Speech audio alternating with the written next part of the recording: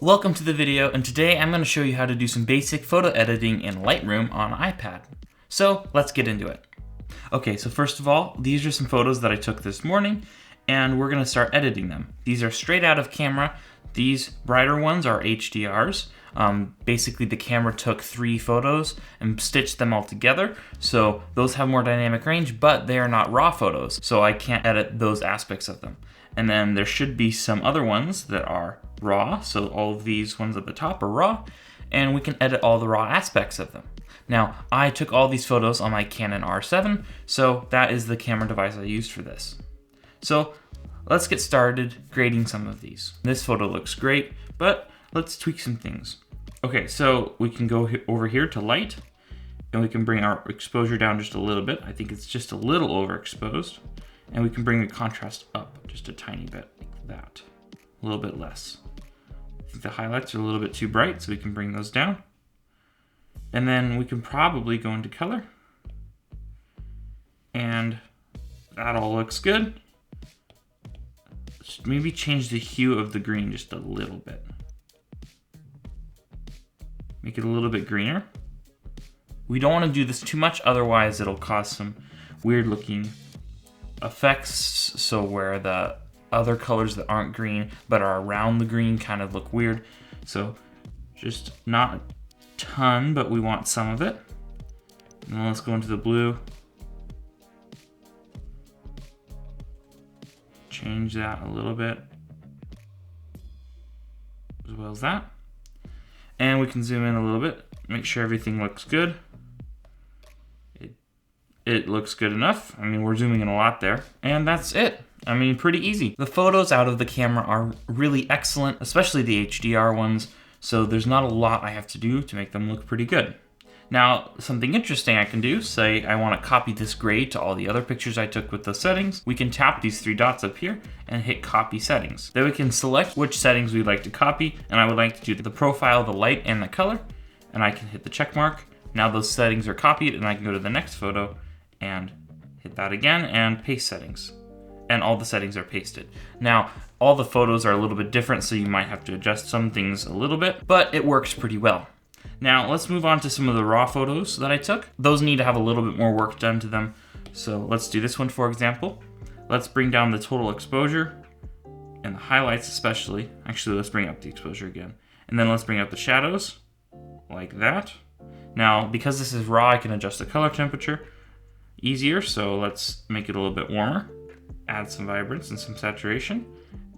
Go into color mix. Bring down the saturation of the blues. Make the yellow a little bit oranger. And let's see here, bring up the saturation a little bit. Let's bring down the saturation of that. We don't want to make it too much. Now, as you can see that there's some noise on it, and I don't really like to do denoisers, but I think the color noise reduction is good. Just a little bit of that is nice. But usually I stay away from noise reduction because I don't like how it makes it look. If it's terrible, I might do a little bit of it, but generally I stay away from that. Now, another thing I noticed is this photo is not quite framed up correctly. So because this is a raw photo, I can move it up and down to get the full sensor area. But I don't want that, so I'm going to move it in slightly and down just a little bit like that. And then I'm going to rotate it a slight amount. So we can do it just like that. We can hit done, and there's our photo. Looks pretty good. Now I'm going to go over to the HDR ones because I think they look better. So that would be like this one over here is, see, it's a .jpeg, so that means it is one of those HDR files. So I can bring the exposure down, bring the contrast up, bring the highlights down, bring the shadows up. Kind of exaggerate it a little bit. Then we can change the color temperature just a little bit. Now it seems like it's a little purple, so I'm going to go into the purple tab and bring down the saturation on that.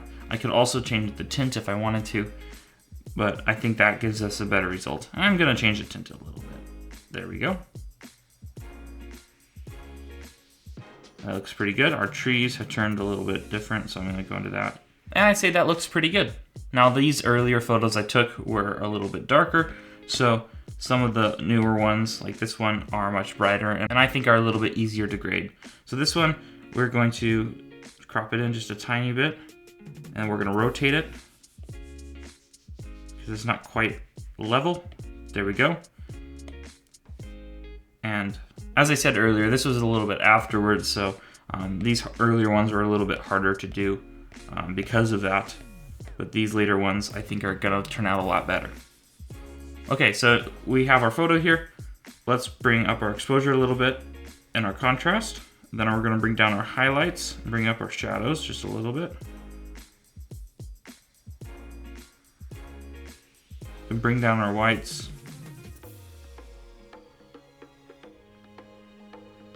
Now that looks pretty good. With this kind of color grading, you just see what it does, play around with it, and make it look as good as you can. We can bring up our vibrance a little bit. Your saturation, not too much though. We don't want this to look too saturated. Okay, we're going to go into color mix, change our hue of blue a little bit. There we go. And then we can go into the other tab I haven't touched yet, the color grading tab. We can do some fun stuff with this. Put it like there. And I think that looks pretty good. So there we go.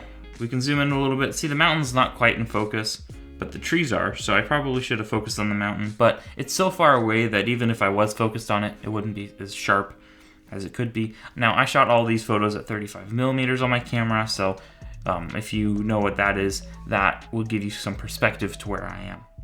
So I didn't shoot this with a 200mm lens. I'm pretty close up to the mountain. Okay. So that was that photo there. And as you can see, I took some more photos at the bottom, but to grade all of these would take a lot of time, and I don't want to make this video too boring. So that's pretty much it for this video. If you have any questions about any of the gear I use or any of the software, please leave it in the comments below and I'll get an answer to you. If you enjoyed the video, please consider subscribing. That would help me out a lot. And thank you for watching.